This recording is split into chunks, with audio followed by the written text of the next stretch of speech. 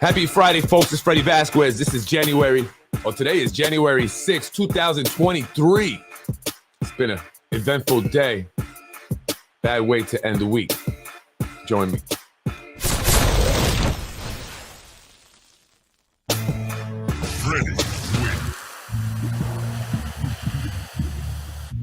Good evening, folks. I'm Freddie Vasquez. This is Basement Politics coming out real afternoon news break. Coming on live to report some tragic news in one of our area public schools.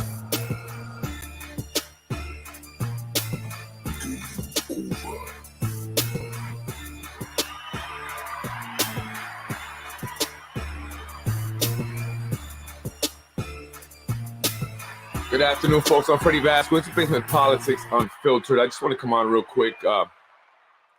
Share some tragic news. You've probably already heard there was a stabbing at Yonkers Middle School. The middle high school, for those who, some people are confused and saying what are 16, 17-year-olds doing in middle school. It's a middle and high school combo. And today at 8:30 in the morning, as students were coming into school, a fight broke out apparently in a second floor bathroom. Two 17-year-old boys began fighting with a 16-year-old boy. The fight spilled out into a common area. According to reports, the two 17-year-olds began punching and kicking the 16-year-old. And then eventually one of the 17-year-olds would stab him 3 times before school security or safety officers would be able to break it up. 3 times he was stabbed.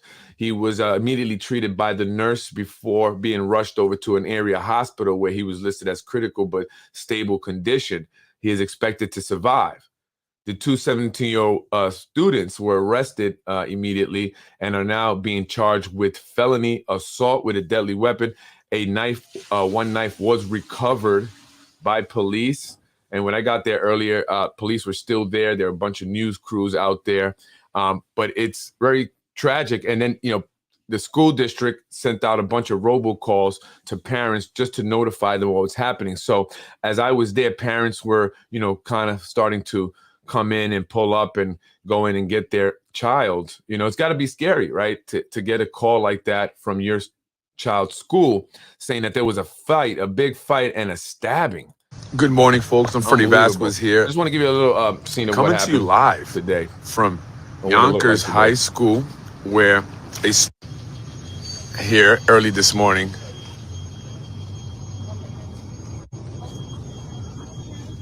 No, I'm like you guys. Awkward, whatever you want to call that thing. Someone got stabbed. Recovered one knife in the stabbing. Again, a 16-year-old was stabbed here at Yonkers Middle High School this morning. Well, that's what the scene looked like when I arrived. There were reporters, Channel 7, Channel 4, Channel 2, of course, Channel 12. They were all waiting for, maybe someone to come out and speak to them. They were trying to speak to certain parents as they were coming in and out, but, parents didn't know much as well. They were just, notified that something happened and they were there to pick up their child. One person I was able to speak to who was picking up his brother said that it was students in there and that it might have been a long-standing problem that the individuals had with each other, and so it culminated to this today. And now one child, one 16-year-old, is in the hospital. 2 17-year-olds are in jail currently after this incident that occurred around 8:30 this morning at Yonkers High School. I mean, the mayor has been talking a lot about the, crime rate here in the city of Yonkers, and we're one of the safest big cities. But this is the second stabbing in 2 days. Last night there was a stabbing. Also, I believe it was on Elliott Street. I'll have to get that. But there was a stabbing there. I was reading about that just before I went on. And a lot of other stuff that goes on that we just don't know about, And so is the crime rate really down? The mayor recently Yonkers Police hired a bunch of new police officers, which is good. People say that it's needed, as well as others have been promoted. But hopefully, we can do more. I mean, police, and I was talking to some people about this. Police response is a reactive, approach. We need to do more proactive things. We need more youth intervention Some people say maybe we need metal detectors in the schools. We need more security in the schools. But I say, why do we need those things at all? We shouldn't have to turn our Yonkers public schools into a jail, right? We don't want to prepare our kids to be put in jail. And that's statistically, they say that a lot of kids, depending on where they at, and academically, if they reach a certain grade and they're performing below a certain level, they already know that child most likely is going to end up in jail, right? They base how many people are going to end up in jail on the academic performance of students at a certain age, believe it or not. That's a real, thing that they do. So should we add metal detectors? Should we flood the schools with more security? Is that really what is going to help? Again, these are students. It's not like it was a stranger, someone that wasn't supposed to be there. So, I mean, I don't know how much more a staff or police presence or security presence would have helped unless you have one in every area of the school, inside the bathrooms as they're using the bathrooms, right? And then if you have metal detectors, but even then, kids, you get real, creative in how they want to do things when they want to do things. And that will not stop it. I think youth intervention, being proactive, reaching them at a young age so they're not thinking about stabbing anyone. They're not concerned with getting into a fight with anyone, right? So we can trust that our kids are going to school. We don't need metal detectors because they're not thinking about bringing a knife or a gun to school, because that is not what their mind has been programmed from a young age. They've been programmed to respect one another, help one another, love one another, right? And be successful and have goals in life and attain those goals. That's what we need to be talking to our kids about from an early age, so they are prepared and programmed to think that way. But we have been letting them down. We have been letting them down. We should all take responsibility in some form of fashion, because this is our community, our school district, right? And we can't just toss the blame on the individuals alone, which is mostly their blame. But I mean, we need to speak out. A lot of changes need to happen here, and our elected officials have been letting us down, and it's time for this to change.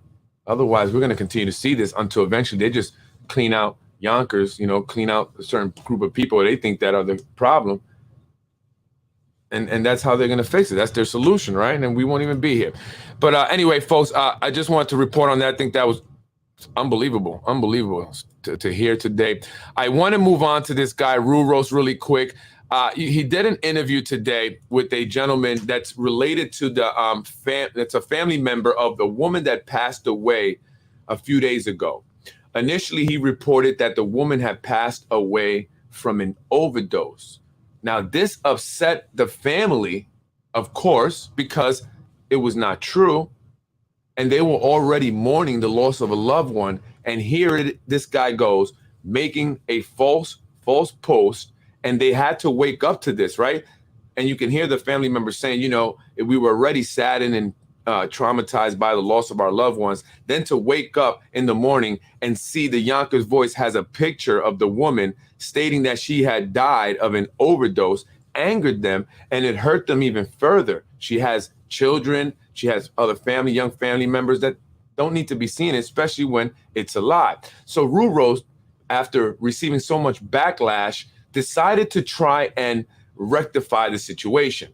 And how did he do that? He went and found a family member, sat him in his car, and interviewed him in an attempt to convince the people that it wasn't his fault.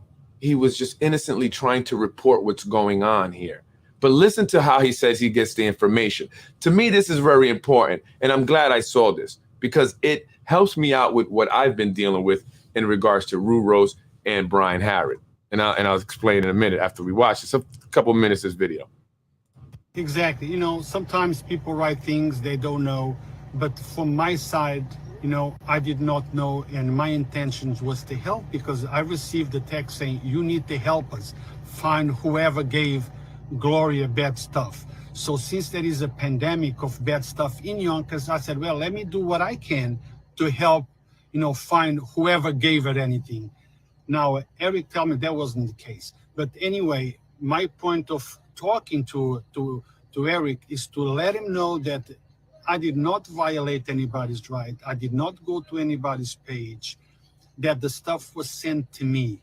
asking me to please post it because we needed to talk about what happened on Ridge Avenue. As a matter of fact, as you saw in the conversation, I did not even know what happened on Ridge. Yeah, nobody knew what had happened, period.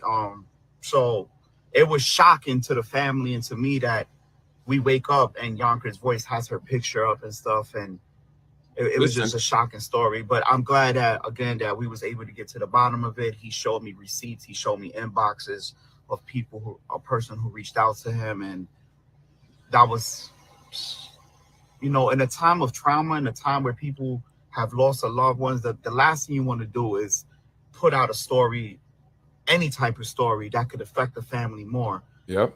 She has grandkids on Facebook. She has kids. She has family. She has stepkids. She has a lot of loved ones, and nobody wants to wake up one day and see something that's not true, or see her picture on someone on a bunch. And then almost 1,000 people shared the story in Yonkers, Wow. which is even more disgusting, man. Like, so, but I appreciate him coming out and showing me.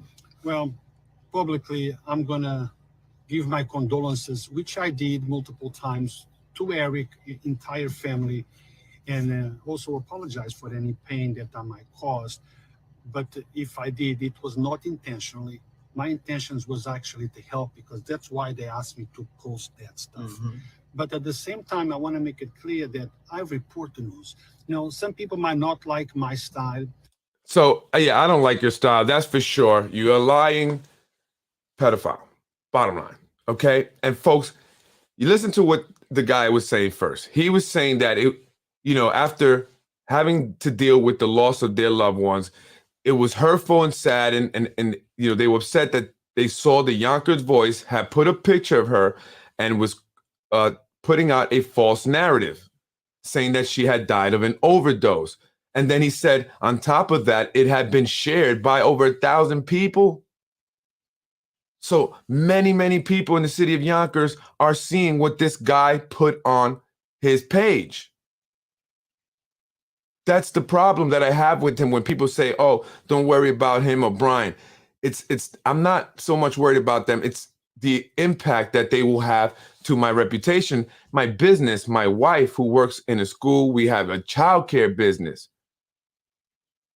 And he does not do his due diligence. You heard what he said. He said, I received a message, a text message. The individual said, Ruro showed me receipts. He showed me a message that he received from someone who said they were the family member and they wanted help finding the source of this fake drug or whatever. He was saying that, maybe a fentanyl pill that was, I guess, a pain pill or whatever. Right? That's his story. And that's why he ran with it. But you're still not doing your due diligence, because anyone can send you anything. You didn't verify who they were. So you didn't care. You just wanted to put up information first. You just wanted to draw attention to your page at the expense of this family. You should have verified whether or not that was a real family member. But I don't even believe that he received a text from someone. And he said that the reason he did is because the text said they wanted help. So you helped him by blasting her face and saying that she died from an overdose? Why not help him by saying maybe someone recently passed away from an overdose after they were given a fake pill that contained fentanyl? And we need the help, the public's help, in trying to find maybe where this came from. That's how you help them, if that were the case. But you blasted her face and then said that she died of an overdose. How is that helping them? That's putting her on blast. She has kids that have to go to the school. She had children that were in the public schools. They have friends that I'm sure will see this, their family, the friends of family. Or their friend's family, right? So he had no care in the world. But again, I don't believe him. I believe that he created that fake message after he got all this backlash. And now he wanted to show them that it wasn't me. It was a family member that messaged me. Here, you can look. Because that's what he did to me early in the week. He said, oh, it's not me, Freddie. Somebody messaged me, Freddie, and he shows me the message. Just like he did to that family member there. Lying to him on top of the fact that he blasted their family member. He's lying to you, guy. I'm sorry, sir. With all due respect and my condolences to your family, I want you to know who the guy that was sitting next to you really is and that he was lying to you. He did the same thing to me. He showed me a message saying that it was some guy that worked for me that had messaged him saying that I did the drugs and I sold the drugs. And it's funny that he's saying, I'm trying to help find who's selling bad drugs. Well, you've been accusing me of that recently. Are you trying to set me up? Are you trying to pin this woman's death on me? That was your whole plan? But he sends me the message. So I know the guy. I reach out to the guy that he says sent him the message, and I went to his house. That's the guy that I was with the day that I went to Ruros and Brian's apartment. I brought your source. I brought the person you said messaged you. Now let's clarify it. And guess what? Neither one would come outside. And this is bad. This guy is terrorizing innocent people. The kid, again, tells me, I don't want no parts of this, Fred. I said, it's not me. It's Brian and Ruros. They're putting you into this. They brought you up into this by telling me that you're the one telling them that I do all these things, and you're telling them because you want money. But I don't believe he would do that. And it's very easy to create a page, steal someone's profile picture, you put their name and everything on it, and send people messages as if it's them. You won't really know if he's just showing you the screenshot of the messages, right? You don't really know. And so this is what happened today after Ruros posted and Brian another post about me saying that I'm making up these text messages. They're accusing me of what they're doing. The kid texted me today. I never once threw dirt on your name. That's what he meant to say. Yonkers Voice and Brian Guy want to throw dirt on your name, and I'm here trying to help you clear all this up. This is the guy that they're saying wrote them the message. So to the individual, the family member, they did this to me too. They said that this guy messaged me and or messaged them and said all this information about me, which is why Ruros posted it, just like they did with your family member. But it's a lie. He goes, I know you don't sell drugs. I know you don't do drugs. So why promote something that's not true? I want to be left alone with all this nonsense. And I understand it. I wouldn't want to be bothered with this either. I go tell that to the dude involving you, Brian Harrod and Ruros and Yonkers Police. Look at what they're doing. This person has no idea why Ruros and Brian continue to say that he is the one spreading rumors about me, rumors that they are posting on their page that obviously is upsetting a lot of people. They did it to this family member, Yonkers Police. Eventually, someone is going to kick both of their asses. Be proactive. Go see these two dummies. Say what you guys are doing is terroristic acts. You're terrorizing people, innocent people for a few bucks. And I love how he says, oh, I actually helped the community towards the end, Ruros. You know, I've even given money. What money? What money? You ain't giving shit. Shit. Anyone that makes money by freaking exploiting people's trauma like that, innocent people that don't want to be public, have no interest in being public, have never asked to be public.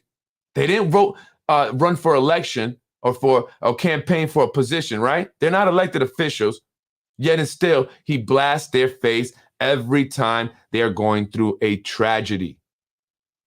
Someone is going to kick his ass. Bad. Bad. It's only a matter of time. And it almost happened on Elm Street. And guess what? The police were there and they didn't even move an inch. They can't wait for his ass to get kicked. They love it. They hate him. They love when people get in his face. He'll tell you otherwise. By the way, he was impersonating a police officer, Ruros. I have the police reports. Whatever happened to that? So the kid, again, I feel bad for this kid. He doesn't want to be bothered. So he, again, messages Ruros. Don't involve me in nothing I'm not involved in. I never once told you that Freddie sells drugs. So stop making it seem like I said it. And if you have proof of me saying that Freddie sells drugs, show me the proof, because I never said that. Freddie does not sell drugs. What else do I have to show you? What else did the police need to arrest this guy for harassment? I never, and he messages Brian also. I never once told you Freddie sells drugs, never. And that's because Freddie doesn't sell drugs. So if you have any proof of me telling you that Freddie sells drugs, please show me, because I never did. Freddie doesn't sell drugs, so stop lying. This is what he says to Brian Harrod. You think they respond? No, they're cowards who hide. Brian is a welfare fraud committing individual.